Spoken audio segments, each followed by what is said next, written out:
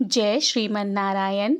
आइए सुनते हैं आषाढ़ मास के कृष्ण पक्ष की एकादशी योगिनी एकादशी की व्रत कथा। योगिनी एकादशी की कथा के अनुसार महाभारत काल की बात है।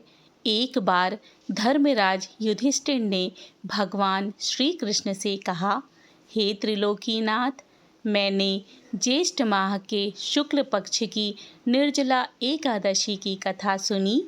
अब आप कृपा करके आषाढ़ माह के कृष्ण पक्ष की एकादशी की कथा सुनाइए।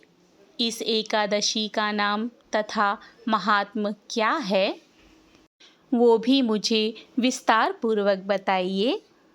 तब भगवान श्री कृष्ण ने कहा, हे पांडुपुत्र, आषाढ़ माह के कृष्ण पक्ष की एकादशी का नाम योगिनी एकादशी है। इसके व्रत से सभी पाप नष्ट हो जाते हैं।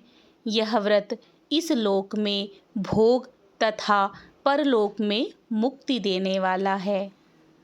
हे धर्मराज, यह एकादशी तीनों लोकों में प्रसिद्ध है। इसके व्रत से सभी पाप नष्ट हो जाते हैं।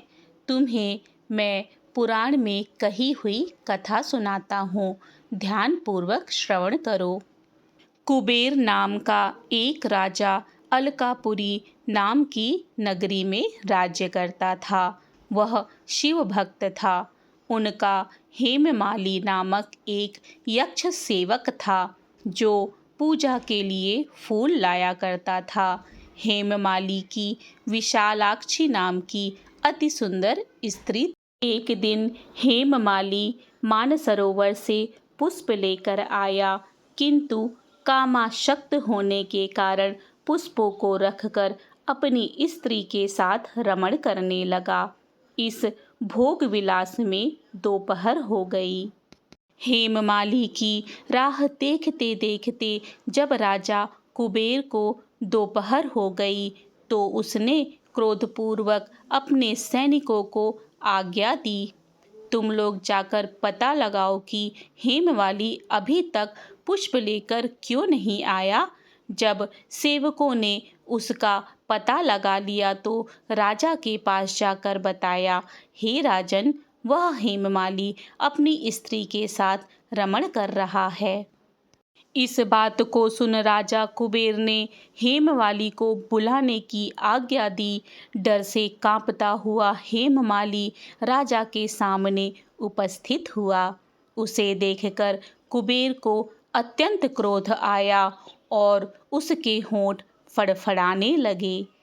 राजा ने कहा, अरे अधम, तूने मेरे परम पूजनीय देवों के भी देव भगवान शिव जी का अपमान किया है। मैं तुझे श्राप देता हूँ कि तू स्त्री के वियोग में तड़पे और मृत्युलोक में जाकर कोढ़ी का जीवन व्यतीत करे। कुबेर के श्राप से वह उसी क्षण स्वर्ग से पृथ्वी पर आ गिरा और कोढ़ी हो गया। उसकी स्त्री भी उससे बिछड़ गई। मृत्युलोक में आकर उसने अनेक भयंकर कष्ट भोगे, किंतु शिव की कृपा से उसकी बुद्धि मलिन न हुई और उसे पूर्व जन्म की भी सुध रही। अनेक कष्टों को भोगता हुआ तथा अपने पूर्व जन्म के कुकर्मों को याद करता हुआ वह हिमालय पर्वत की ओर चल पड़ा। चलते चलते वह मार्कंडेय ऋषि के आश्रम में जा पहुंचा। वह ऋषि अत्यंत वृद्ध तपस्वी थे। वह दूसरे ब्रह्मा के समान प्रतीत हो रहे थे और उनका वह आश्रम ब्रह्मा की सभा के समान शोभा दे रहा था। ऋषि को देखकर हेममाली वहां गया और उन्हें प्रणाम करके उनके चरणों में गिर पड़ा। हेममाली को देखकर मार्कंडेय ऋषि ने कहा, तूने कौन से निष्कृष्ट कर्म किए हैं जिससे तू कोढ़ी हुआ और भयानक कष्ट भोग रहा है। महर्षि की बात सुनकर हेममाली बोला, हे मुनि श्रेष्ठ, मैं राजा कुबेर का अनुचर था। मेरा नाम हेममाली है। मैं प्रतिदिन मानसरोवर से फूल लाकर शिव पूजा के समय कुबेर को दिया करता था। एक दिन पत्नी सहवास के सुख में फंस जाने के कारण मुझे समय का ज्ञान नहीं रहा और दोपहर तक पुष्प न पहुंचा सका।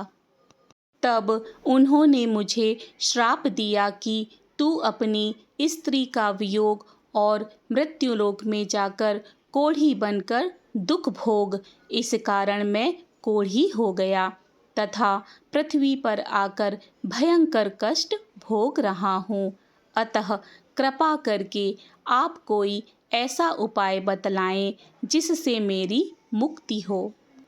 तब मार्कंडेय ऋषि ने कहा, हे हेममाली, तूने मेरे सन्मुख सत्य वचन कहे हैं, इसीलिए मैं तेरे उद्धार के लिए एक व्रत बताता हूँ।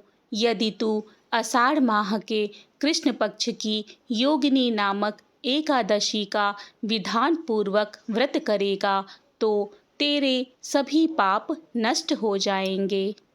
महर्षि के वचन सुन हेममाली अति प्रसन्न हुआ और उनके वचनों के अनुसार योगिनी एकादशी का विधान पूर्वक व्रत करने लगा। इस व्रत के प्रभाव से अपने पुराने स्वरूप में आ गया और अपनी स्त्री के साथ सुखपूर्वक रहने लगा।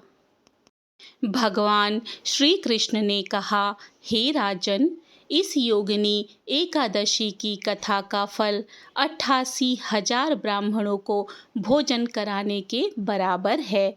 इसके व्रत से सभी पाप नष्ट हो जाते हैं और अंत में मोक्ष प्राप्त करके प्राणी स्वर्ग का अधिकारी बनता है। इति श्री योगिनी एकादशी व्रत कथा। इसी तरह की धार्मिक कथा कहानी और धार्मिक जानकारी के लिए मेरे चैनल को सब्सक्राइब करें। मिलते हैं अगली धार्मिक जानकारी के साथ। जय श्री कृष्ण। राधे राधे।